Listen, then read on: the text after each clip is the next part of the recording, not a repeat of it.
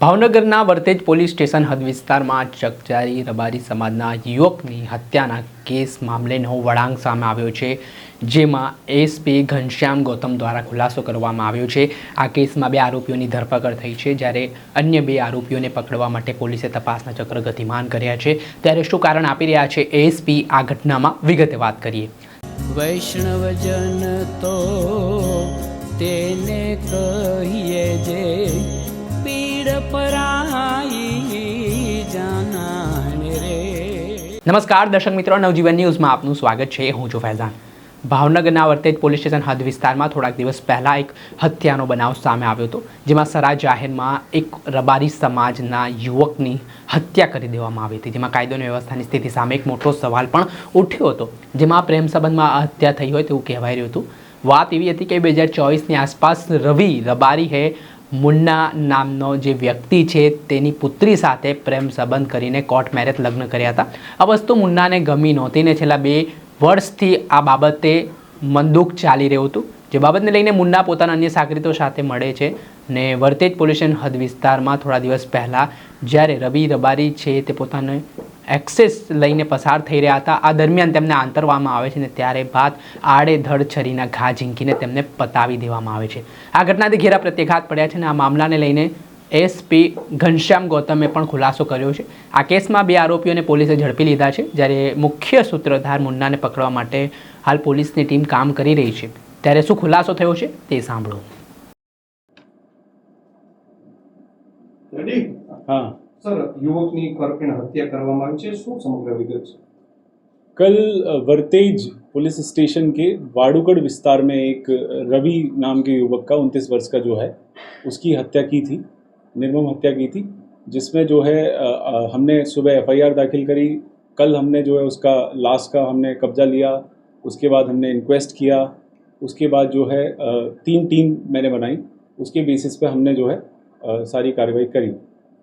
अच्छा साहब, શું મોટિવ છે હત્યા કરવાનો?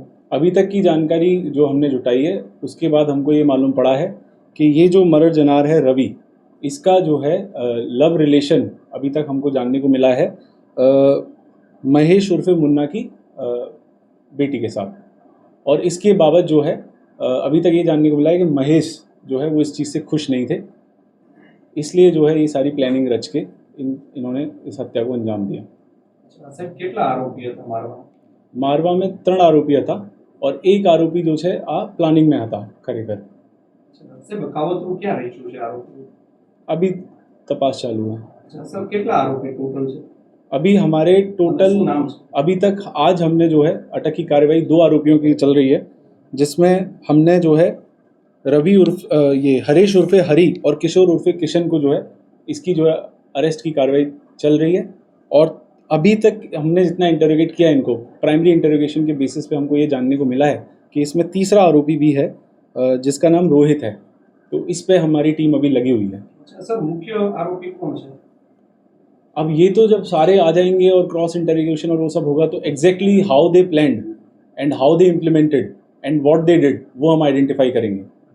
अच्छा सर, मुन्ना प्रफुल्ल बलिया एक आरोपी છે, તેની દીકરી સાથે પ્રેમ લગ્ન કરેલા છે તેવી વાત પણ છે। हाँ, 2024 में जो है मतलब शादी इन्होंने रजिस्टर करी है, ऐसा हमको जानने को मिला है।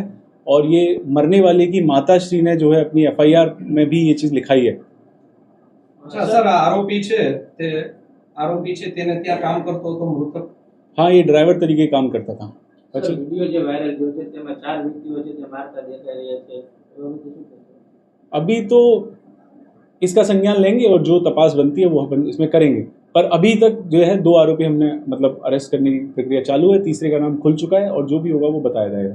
सर, सीसीटीवी में 7 લોકો મારતા દેખાય છે, તો કેમ 4 લોકો સામે ફરિયાદ દાખલ થઈ તેવી ચર્ચા ચાલે છે? सीसीटीवी की भी फिर तपास करेंगे अपन जो है।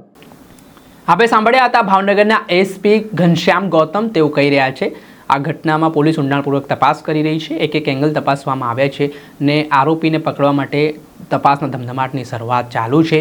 પ્રેમ સંબંધમાં હત્યા થઈ હોવાનું કહેવાય રહ્યું છે ને હાલ જે મૃતક છે રવિ રબારી તે મુન્નાના ત્યાં નોકરી કરતો હોવાનું પણ હાલ ખુલાસો થયો છે। દર્શક મિત્ર, આવી જ ક્રાઇમથી જોડાયેલી સ્ટોરી આપના સુધી પહોંચાડતા રહીશું, એટલે નવજીવન ન્યૂઝ જોતા રહો।